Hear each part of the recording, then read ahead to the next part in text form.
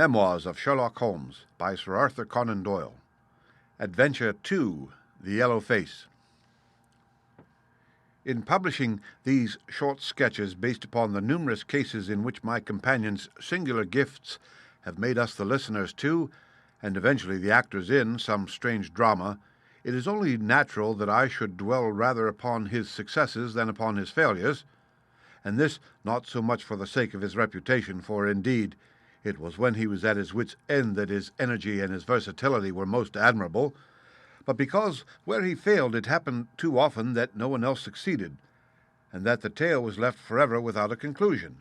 Now and again, however, it chanced that even when he erred, the truth was still discovered, and I have noted of some half-dozen cases of the kind. The adventure of the Musgrave ritual and that which I am about to recount are the two which present the strongest features of interest. Sherlock Holmes was a man who seldom took exercise for exercise's sake. Few men were capable of greater muscular effort, and he was undoubtedly one of the finest boxers of his weight that I have ever seen. But he looked upon aimless bodily exertion as a waste of energy, and he seldom bestirred himself save when there was some professional object to be served. Then he was absolutely untiring and indefatigable. That he should have kept himself in training under such circumstances is remarkable, but his diet was usually of the sparest, and his habits were simple to the verge of austerity. Save for the occasional use of cocaine, he had no vices, and he only turned to the drug as a protest against the monotony of existence when cases were scanty and the papers uninteresting. One day in early spring he had so far relaxed as to go for a walk with me in the park, where the first faint shoots of green were breaking out upon the elms, and the sticky spearheads of the chestnuts were just beginning to burst into their five-fold leaves. For 2 hours we rambled about together, in silence for the most part, as befits two men who knew each other intimately. It was nearly 5 before we were back in Baker Street once more. "Beg pardon, sir," said our page boy as he opened the door. "There's been a gentleman here asking for you, sir." Holmes glanced reproachfully at me. "So much for afternoon walk," said he. "Has this gentleman gone, then?" "Yes, sir." "Didn't you ask him in?" "Yes, sir, he came in." "How long did he wait?" "Half an hour, sir. He was a very restless gentleman, sir, a-walking and a-stamping all the time he was here. I was waiting outside the door, sir, and I could hear him. At last he outs into the passage, and he cries, 'Is that man never going to come?' Those were his very words, sir. 'You'll only need to wait a little longer,' says I. 'Then I'll wait in the open air, for I feel half choked,' says he. 'I'll be back before long.' And with that he ups and he outs, and all I could say wouldn't hold him back." Well, you did your best," said Holmes, as we walked into our room. "It's very annoying, though, Watson. I was badly in need of a case, and this looks from the man's impatience as if it were of importance. Hello! That's not your pipe on the table. He must have left it behind him. A nice old briar with a good long stem of what the tobacconists call amber. I wonder how many real amber mouthpieces there are in London. Some people think that a fly in it is a sign. Well, he must have been disturbed in his mind to leave a pipe behind him which he evidently values highly." "How do you know that he values it highly?" I asked. "Well, I should put the original cost of the pipe at 7 and 6pence. Now it has, you see, been twice mended, once in the wooden stem and once in the amber. Each of these mends, done as you observe with silver bands, must have cost more than the pipe did originally. The man must value the pipe highly when he prefers to patch it up rather than buy a new one with the same money." "Anything else?" I asked, for Holmes was turning the pipe about in his hand and staring at it in his peculiarly pensive way. He held it up and tapped on it with his long, thin forefinger, as a professor might who was lecturing on a bone. "Pipes are occasionally of extraordinary interest," said he. "Nothing has more individuality, save perhaps watches and bootlaces. The indications here, however, are neither very marked nor very important. The owner is obviously a muscular man, left-handed, with an excellent set of teeth, careless in his habits, and with no need to practice economy." My friend threw out the information in a very offhand way, but I saw that he cocked his eye at me to see if I had followed his reasoning. "You think a man must be well-to-do if he smokes a 7-shilling pipe?" said I. "This is Grosvenor mixture at 8pence an ounce," Holmes answered, knocking a little out on his palm. "As he might get an excellent smoke for half the price, he has no need to practice economy." And the other points? He has been in the habit of lighting his pipe at lamps and gas jets. You can see that it is quite charred all down one side. Of course, a match could not have done that. Why should a man hold a match to the side of his pipe? But you cannot light it at a lamp without getting the bowl charred, and it is all on the right side of the pipe. From that I gather that he is a left-handed man. You hold your pipe to the lamp, and see how naturally you, being right-handed, hold the left side to the flame. You might do it once the other way, but not as a constancy. This has always been held so. Then he has bitten through his amber. It takes a muscular, energetic fellow, and one with a good set of teeth, to do that. But if I am not mistaken, I hear him upon the stair, so we shall have something more interesting than his pipe to study. An instant later our door opened, and a tall young man entered the room. He was well but quietly dressed in a dark grey suit, and carried a brown wide awake in his hand. I should have put him at about 30, although he was really some years older. "I beg your pardon," said he, with some embarrassment. "I suppose I should have knocked. Yes, of course I should have knocked. The fact is that I am a little upset, and you must put it all down to that." He passed his hand over his forehead like a man who was half dazed, and then fell rather than sat down upon a chair. "I can see that you have not slept for a night or two," said Holmes, in his easy, genial way. "That tries a man's nerves more than work, and even more than pleasure. May I ask how I can help you?" "I wanted your advice, sir. I don't know what to do, and my whole life seems to have gone to pieces." "You wish to employ me as a consulting detective?" "Not that only. I want your opinion as a judicious man, as a man of the world. I want to know what I ought to do next. I hope to God you'll be able to tell me." He spoke in little, sharp, jerky outbursts, and it seemed to me that to speak at all was very painful to him, and that his will all through was overriding his inclinations. "It is a very delicate thing," said he. "One does not like to speak of one's domestic affairs to strangers. It seems dreadful to discuss the conduct of one's wife with two men whom I have never seen before. It is horrible to have to do it, but I've got the end of my tether, and I must have advice." "My dear Mr. Grant Munro," began Holmes. Our visitor sprang from his chair. "What?" he cried. "You know my name?" "If you wish to preserve your incognito," said Holmes, smiling, "I would suggest that you cease to write your name upon the lining of your hat, or else that you turn the crown towards the person whom you are addressing. I was about to say that my friend and I have listened to a good many strange secrets in this room, and that we have had the good fortune to bring peace to many troubled souls. I trust that we may do as much for you. Might I beg you, as time may prove to be of importance, to furnish me with the facts of your case without further delay?" Our visitor again passed his hand over his forehead, as if he found it bitterly hard. From every gesture and expression I could see that he was a reserved, self-contained man, with a dash of pride in his nature, more likely to hide his wounds than to express them. Then, suddenly, with a fierce gesture of his closed hand, like one who throws reserve to the winds, he began. "The facts are these, Mr. Holmes," said he. "I am a married man, and have been so for 3 years. During that time my wife and I have loved each other as fondly and lived as happily as any two that ever were joined. We have not had a difference, not one, in thought or word or deed. And now, since last Monday, there has suddenly sprung up a barrier between us, and I find that there is something in her life and in her thought of which I know as little as if she were the woman who brushes by me in the street. We are estranged, and I want to know why. Now, there is one thing that I want to impress upon you before I go any further, Mr. Holmes. Effie loves me. Don't let there be any mistake about that. She loves me with her whole heart and soul, and never more than now. I know it. I feel it. I don't want to argue about that. A man can tell easily enough when a woman loves him. But there's this secret between us, and we can never be the same until it is cleared."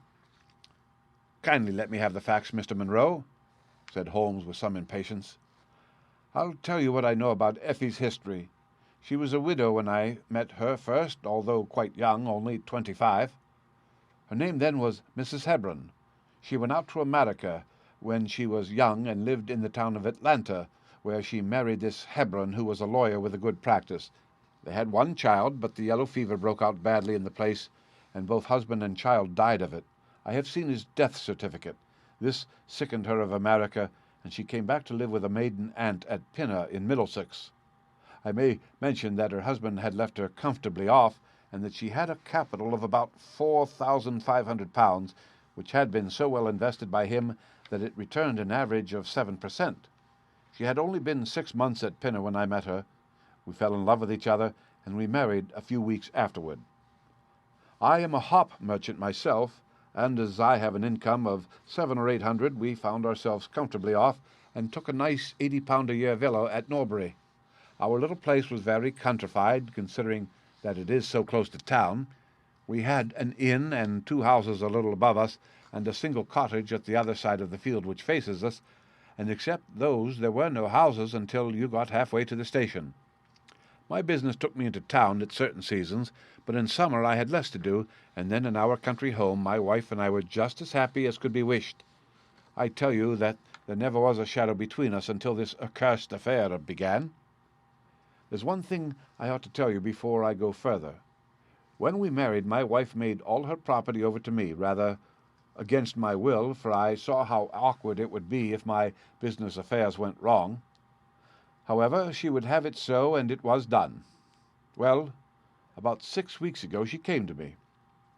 "Jack," said she, "when you took my money you said that if ever I wanted any I was to ask you for it." "Certainly," said I. "It's all your own." "Well," said she, "I want £100. I was a bit staggered at this, for I had imagined it was simply a new dress or something of the kind that she was after. "What on earth for?" I asked. "Oh," said she, in her playful way, "you said that you were only my banker, and bankers never ask questions, you know." "If you really mean it, of course you shall have the money," said I. "Oh, yes, I really mean it. And you won't tell me what you want it for?" "Some day, perhaps, but not just at present, Jack." So I had to be content with that, though it was the first time that there had ever been any secret between us. I gave her a cheque, and I never thought any more of the matter. It may have nothing to do with what came afterwards, but I thought it only right to mention it. Well, I told you just now that there is a cottage not far from our house. There is just a field between us, but to reach it you have to go along the road and then turn down a lane. Just beyond it is a nice little grove of Scotch firs, and I used to be very fond of strolling down there, for trees are always a neighbourly kind of thing. The cottage had been standing empty this past 8 months, and it was a pity, for it was a pretty 2-storied place with an old-fashioned porch and honeysuckle about it. I have stood many a time and thought what a neat little homestead it would make. Well, last Monday evening I was taking a stroll down that way when I met an empty van coming up the lane, and saw a pile of carpets and things lying about on the grass plot beside the porch. It was clear that the cottage had at last been let. I walked past it and wondered what sort of folk they were who had come to live so near us. And as I looked, I suddenly became aware that a face was watching me out of one of the upper windows. I don't know what there was about that face, Mr. Holmes, but it seemed to send a chill right down my back. I was some little way off, so that I could not make out the features, but there was something unnatural and inhuman about the face.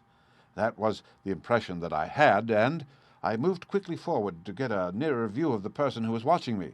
But as I did so, the face suddenly disappeared, so suddenly that it seemed to have been plucked away into the darkness of the room. I stood for 5 minutes, thinking the business over and trying to analyze my impressions. I could not tell if the face were that of a man or a woman. It had been too far from me for that. But its colour was what had impressed me most.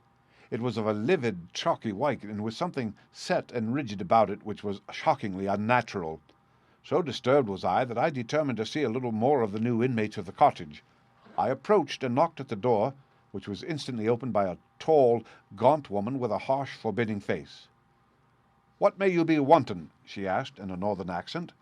"I am your neighbour over yonder," said I, nodding towards my house. "I see that you have only just moved in, so I thought that if I could be of any help to you in any—" "I will just ask ye when ye want ye," said she, and shut the door in my face.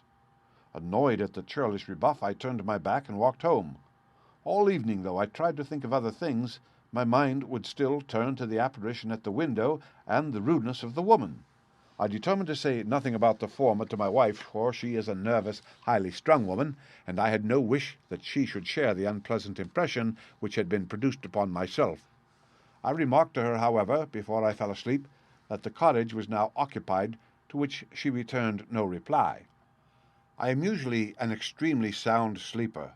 It has been a standing jest in the family that nothing could ever wake me during the night, and yet somehow on that particular night, whether it may have been the slight excitement produced by my little adventure or not, I know not.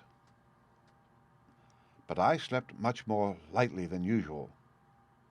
Half in my dreams I was dimly conscious that something was going on in the room, and gradually became aware that my wife had dressed herself and was slipping on her mantle and her bonnet. My lips were parted to murmur out some sleepy words of surprise or remonstrance at this untimely preparation, when suddenly my half-opened eyes fell upon her face, illuminated by the candlelight, and astonishment held me dumb. She wore an expression such as I had never seen before, such as I should have thought her incapable of assuming. She was deadly pale and breathing fast, glancing furtively towards the bed as she fastened her mantle to see if she had disturbed me. Then, thinking that I was still asleep, she slipped noiselessly from the room, and an instant later I heard a sharp creaking which could only come from the hinges of the front door. I sat up in bed and rapped my knuckles against the rail to make certain that I was truly awake. Then I took my watch from under the pillow. It was 3 in the morning. What on this earth could my wife be doing out on the country road at 3 in the morning?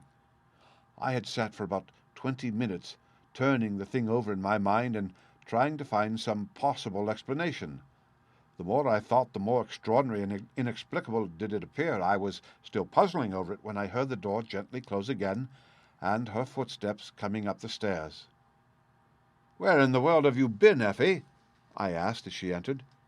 She gave a violent start and a kind of gasping cry when I spoke, and that cry and start troubled me more than all the rest, for there was something indescribably guilty about them.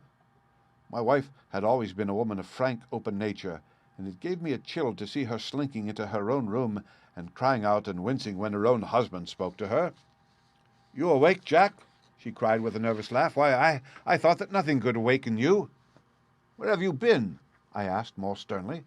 "I don't wonder that you are surprised," said she, and I could see that her fingers were trembling as she undid the fastenings of her mantle. "Why, I never remember having done such a thing in my life before. The fact is that I felt as though I were choking, and had a perfect longing for a breath of fresh air. I really think that I should have fainted if I had not gone out. I stood at the door for a few minutes, and now I am quite myself again." All the time that she was telling me this story, she never once looked in my direction, and her voice was quite unlike her usual tones. It was evident to me that she was saying what was false. I said nothing in reply, but turned my face to the wall, sick at heart, with my mind filled with 1,000 venomous doubts and suspicions. What was it that my wife was concealing from me? Where had she been during that strange expedition? I felt that I should have no peace until I knew, and yet I shrank from asking her again after once she had told me what was false. All the rest of the night I tossed and I turned, framing theory after theory, each more unlikely than the last. I should have gone to the city that day, but I was too disturbed in my mind to be able to pay attention to business matters. My wife seemed to be as upset as myself, and I could see from the little questioning glances which she kept shooting at me that she understood that I disbelieved her statement, and that she was at her wits' end what to do. We hardly exchanged a word during breakfast, and immediately afterwards I went out for a walk that I might think the matter out in the fresh morning air. I went as far as the Crystal Palace, spent an hour in the grounds, and was back in Norbury by 1 o'clock. It happened that my way took me past the cottage, and I stopped for an instant to look at the windows and to see if I could catch a glimpse of the strange face which had looked out at me on the day before. As I stood there, imagine my surprise, Mr. Holmes, when the door suddenly opened and my wife walked out. I was struck dumb with astonishment at the sight of her, but my emotions were nothing to those which showed themselves upon her face when our eyes met. She seemed for an instant to wish to shrink back inside the house again, and then, seeing how useless all concealment must be, she came forward with a very white face and frightened eyes which belied the smile upon her lips. "Ah, Jack," she said, "I have just been in to see if I can be of any assistance to our new neighbors." "Why do you look at me like that, Jack? You are not angry with me?" "So," said I, "this is where you went during the night." "What do you mean?" she cried. "You came here, I am sure of it.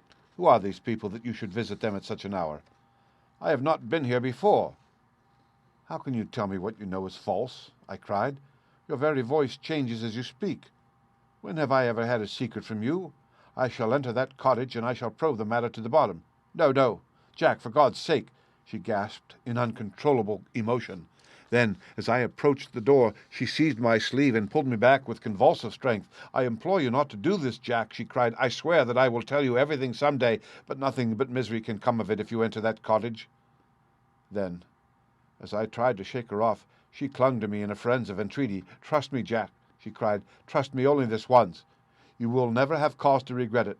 You know that I would not have a secret from you if it were not for your own sake. Our whole lives are at stake at this. If you come home with me, all will be well. If you force your way into that cottage, all is over between us." There was such an earnestness, such despair in her manner, that her words arrested me, and I stood irresolute before the door. "I will trust you on one condition, and on one condition only," said I at last. "It is that this mystery comes to an end from now. You are at liberty to preserve your secret, but you must promise me that there shall be no more nightly visits, no more doings which are kept from my knowledge. I am willing to forget those which are past, if you will promise that there shall be no more in the future."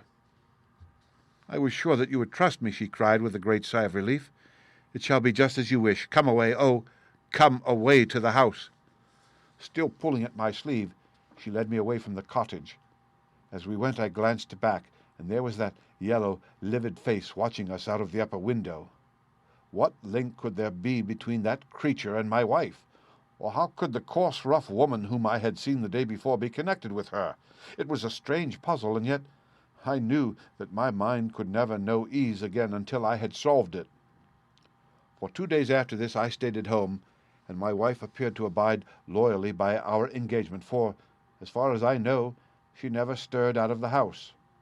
On the 3rd day, however, I had ample evidence that her solemn promise was not enough to hold her back from this secret influence which drew her away from her husband and her duty. I had gone into town on that day, but I returned by the 2:40 instead of the 3:36, which is my usual train. As I entered the house, the maid ran into the hall with a startled face. "Where is your mistress?" I asked. "I think that she has gone out for a walk," she answered. My mind was instantly filled with suspicion. I rushed upstairs to make sure that she was not in the house. As I did so, I happened to glance out of one of the upper windows, and saw the maid with whom I had just been speaking running across the field in the direction of the cottage. Then, of course, I saw exactly what it all meant. My wife had gone over there, and had asked the servant to call her if I should return. Tingling with anger, I rushed down and hurried across, determined to end the matter once and forever. I saw my wife and the maid hurrying back along the lane, but I did not stop to speak with them. In the cottage lay the secret which was casting a shadow over my life. I vowed that, come what might, it should be a secret no longer. I did not even knock when I reached it, but turned the handle and rushed into the passage. It was all still and quiet upon the ground floor. In the kitchen a kettle was singing on the fire, and a large black cat lay coiled up in the basket. But there was no sign of the woman who I had seen before. I ran into the other room, but it was equally deserted. Then I rushed up the stairs, only to find 2 other rooms empty and deserted at the top. There was no one at all in the whole house. The furniture and pictures were of the most common and vulgar description, save in the one chamber at the window of which I had seen the strange face. That was comfortable and elegant, and all my suspicions rose into a fierce, bitter flame when I saw that on the mantelpiece stood a copy of a full-length photograph of my wife, which had been taken at my request only 3 months ago. I stayed long enough to make certain that the house was absolutely empty. Then I left it, feeling a weight at my heart such as I had never had before. My wife came out into the hall as I entered my house, but I was too hurt and angry to speak with her, and pushing past her, I made my way into my study. She followed me, however, before I could close the door. "I am sorry that I broke my promise, Jack," said she, "but if you knew all the circumstances, I am sure that you would forgive me." "Tell me everything, then," said I. "I cannot, Jack, I cannot," she cried.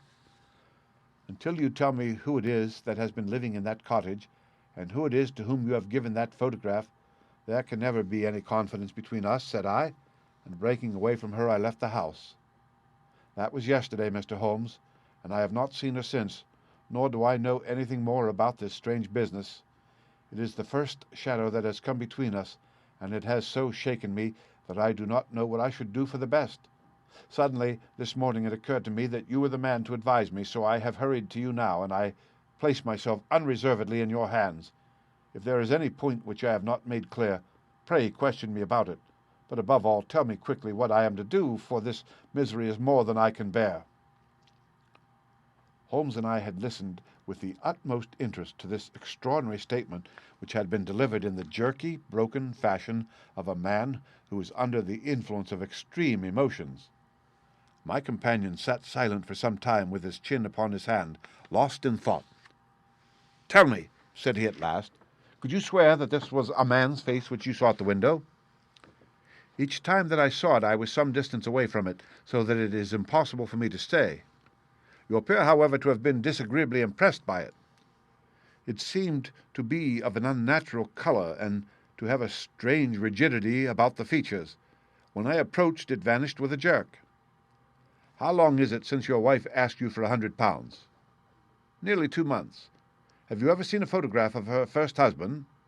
"No, there was a great fire at Atlanta very shortly after his death, and all her papers were destroyed." "And yet she had a certificate of death. You say that you saw it?" "Yes, she got a duplicate after the fire." "Did you ever meet anyone who knew her in America?" "No." "Did she ever talk of revisiting the place?" "No." "Or get letters from it?" "No." "Thank you. I should like to think over the matter a little now. If the cottage is now permanently deserted, we may have some difficulty. If, on the other hand, as I fancy is more likely, the inmates were warned of your coming and left before you entered yesterday, then they may be back now, and we should clear it all up easily. Let me advise you, then, to return to Norbury and to examine the windows of the cottage again. If you have any reason to believe that it is inhabited, do not force your way in, but send a wire to my friend and me. We shall be with you within an hour of receiving it, and we shall then very soon get to the bottom of the business." "And if it is still empty?" "In that case I shall come out tomorrow and talk it over with you. Goodbye, and above all, do not fret until you know that you really have a cause for it." "I'm afraid that this is a very bad business, Watson," said my companion as he returned after accompanying Mr. Grant Munro to the door. "What do you make of it?" "It has an ugly sound," I answered.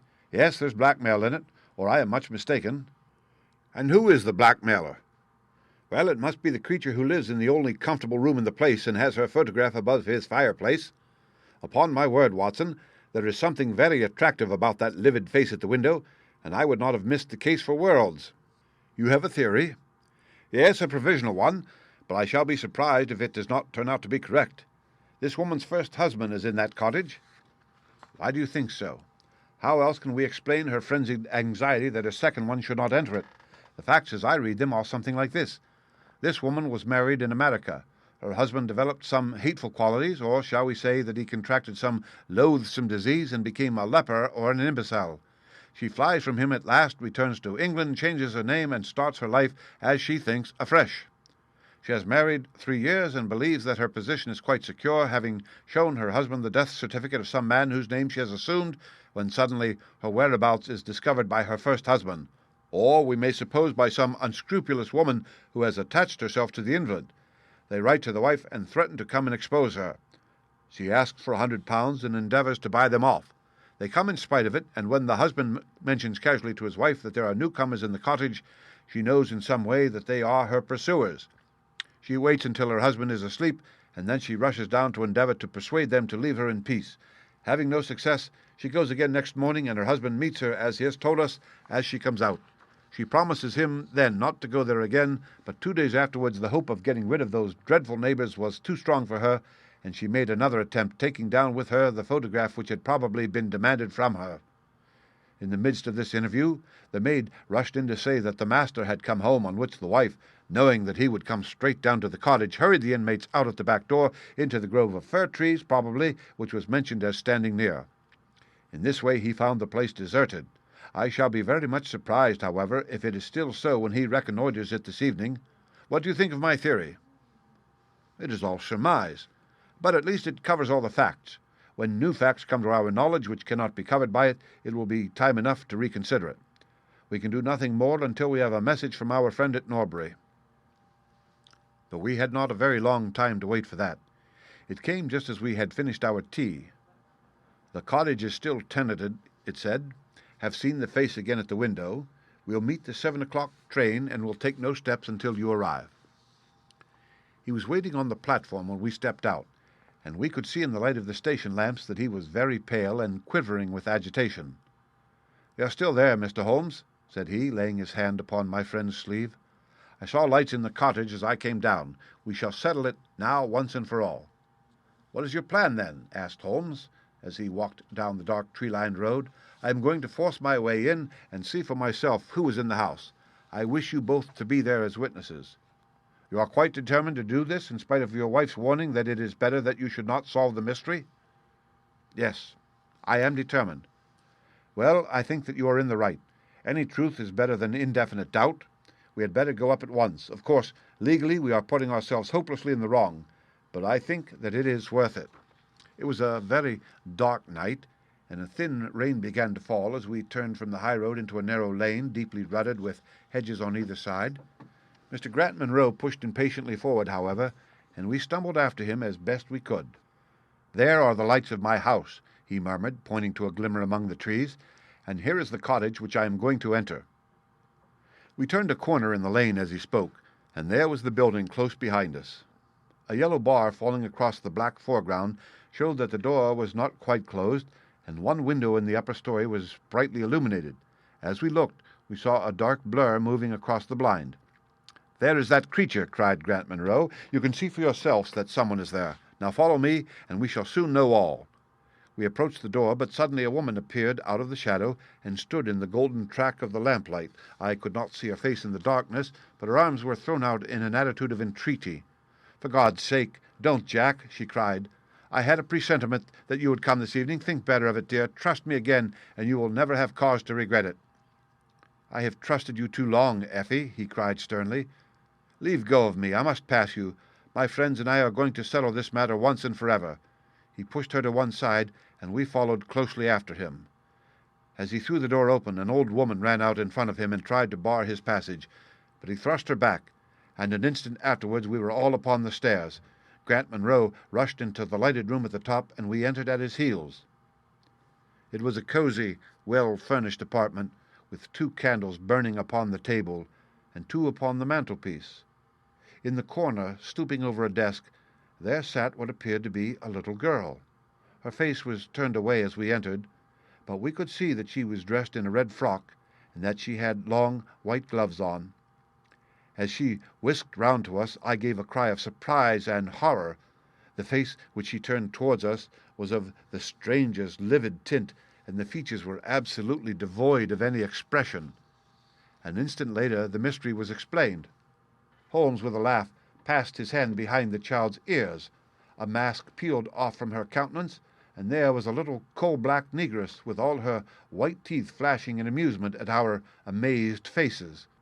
I burst out laughing out of sympathy with her merriment, but Grant Munro stood staring with his hand clutching his throat. "My God!" he cried. "What can be the meaning of this?" "I will tell you the meaning of it," cried the lady, sweeping into the room with a proud, set face. "You have forced me against my own judgment to tell you, and now we must both make the best of it. My husband died at Atlanta. My child survived." "Your child?" She drew a large silver locket from her bosom. "You have never seen this open?" I understood that it did not open. She touched a spring in the front hinged back. There was a portrait within of a man strikingly handsome and intelligent-looking, but bearing unmistakable signs upon his features of his African descent. "That is John Hebron of Atlanta," said the lady, "and a nobler man never walked the earth. I cut myself off from my race in order to wed him, but never once while he lived did I for an instant regret it. It was our misfortune that our only child took after his people rather than mine. It is often so in such matches, and little Lucy is darker far than even her father was. But dark or fair, she is my own dear little girlie and her mother's pet." The little creature ran across at the words and nestled up against the lady's dress. "When I left her in America," she continued, "it was only because her health was weak, and the change might have done her harm. She was given to the care of a faithful Scotchwoman who had once been our servant. Never for an instant did I dream of disowning her as my child, but when chance threw you in my way, Jack, and I learned to love you, I feared to tell you about my child. God forgive me. I feared that I should lose you, and I had not the courage to tell you. I had to choose between you, and in my weakness I turned away from my own little girl. For 3 years I have kept her existence a secret from you, but I heard from the nurse, and I knew that all was well with her. At last, however, there came an overwhelming desire to see the child once more. I struggled against it, but in vain. Though I knew the danger, I determined to have the child over, if it were but for a few weeks. I sent £100 to the nurse, and I gave her instructions about this cottage, so that she might come as a neighbour without my appearing to be in any way connected with her. I pushed my precautions so far as to order her to keep the child in the house during the daytime, and to cover up her little face and hands, so that even those who might see her at the window should not gossip about there being a black child in the neighbourhood. If I had been less cautious, I might have been more wise, but I was half crazy with fear that you should learn the truth. It was you who told me first that the cottage was occupied. I should have waited for the morning, but I could not sleep for excitement, and so at last I slipped out, knowing how difficult it is to awake you. But you saw me go, and that was the beginning of my troubles. Next day you had my secret at your mercy, but you nobly refrained from pursuing your advantage. 3 days later, however, the nurse and child only just escaped from the back door as you rushed in at the front one. And now tonight you at last know all, and I ask you what is to become of us, my child and me." She clasped her hands and waited for an answer. It was a long 10 minutes before Grant Munro broke the silence, and when his answer came, it was one of which I love to think. He lifted the little child, kissed her, and then, still carrying her, he held his other hand out to his wife and turned towards the door. "We can talk it over more comfortably at home," said he. "I am not a very good man, Effie, but I think that I am a better one than you have given me credit for being." Holmes and I followed them down the lane, and my friend plucked at my sleeve as we came out. "I think," said he, "that we shall be of more use in London than in Norbury." Not another word did he say of the case until late that night, when he was turning away with his lighted candle for his bedroom. "Watson," said he, "if it should ever strike you that I am getting a little overconfident in my powers, or giving less pains to a case than it deserves, kindly whisper Norbury in my ear, and I shall be infinitely obliged to you." The end. Read by Rick Kistner for Lit2Go on the web at fcit.usf.edu.